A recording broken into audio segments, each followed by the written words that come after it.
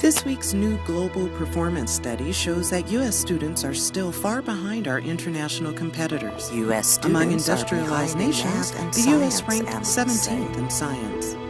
And that was a wake-up call that caused the United States to boost our investment in innovation and education, particularly in math and science.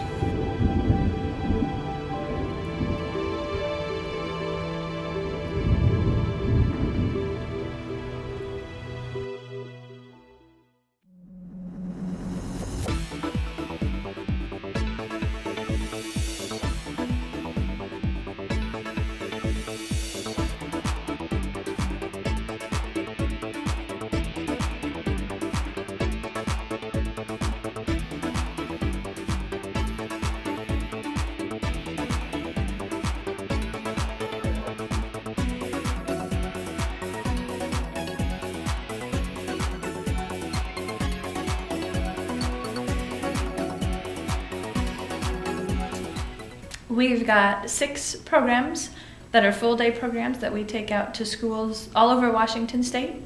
We've got the Math Finder program, geology, astronomy, physics, engineering, and blood and guts, which is physiology and anatomy. We grab our big, huge, colorful van, we drive it out to a school, and then we'll usually start our day, our full-day programs, with an assembly, and that's kind of just to get their minds thinking, to give them some background information.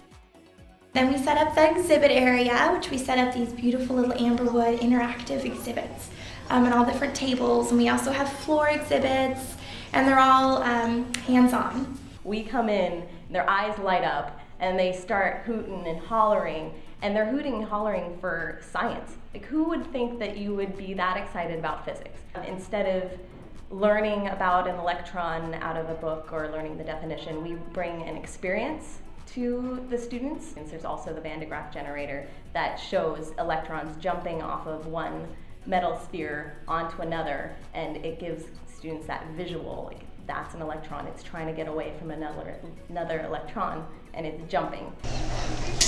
Whoa! Whoa! Oh! Whoa! And that gives them the ooh, ah, and they do ooh and ah the whole assembly.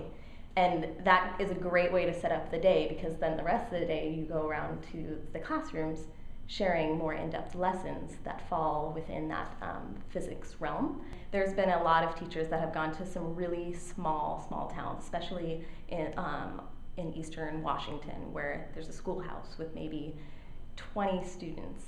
And that 20 students is a combination of the students at that schoolhouse and one that came all the way over from the next town over to join in for this great day of science. Science on Wheels has been going on for about 30 years. Okay. And we started back in the 70s during the gas crisis, when schools couldn't afford buses to come here to the Science Center. There was a group of educators who said, well, let's take the science out to the schools. We go to almost every county in the state each year. And a lot of those students and teachers say, oh, we just can't get to Seattle. We never go there. Either it's too far, or they can't afford it, or don't want to. For many years, we were funded primarily through the Office of the Superintendent of Public Instruction, which is through the state of Washington. But in the last 2 years, with the economy that we've been having, that state funding has dropped off drastically. So now the schools are footing most of the bill. It's been tougher for a lot of the schools to have us, and we've had them, some schools reduce their programming and just get maybe a science show instead of a whole day or two of programs. It's just, especially when we're able to get into those lower income schools, the kids are still so excited, and they're almost more appreciative of the opportunities. We are the catalyst. This program is the catalyst in a chemical reaction where we can come to schools and add that, we are the catalyst, we can add that spice to a student body that really gets the kids really excited, and you can see it in the crowd.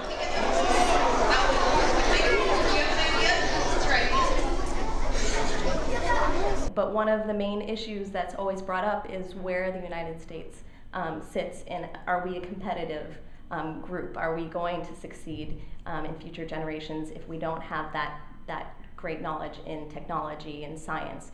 And in order to be a competitive nation and to improve our economy, I think that really driving home the importance of science and math is really important, especially right now. They're real excited, and at first I thought it was just because they got to get out of doing their math problems, but they're really excited. Though oftentimes we pull up to a little bunch of kids and they say, "Oh, the science van is here, the science van is here." One of my favorite times was I was in a first grade class teaching them about symmetry. And I'd wrapped everything up and was walking out the door, and this little boy in the back turned to me and said, "My head is symmetrical!" And it was just great because we'd kind of already been over that, but it was this new discovery for him, and he was so excited.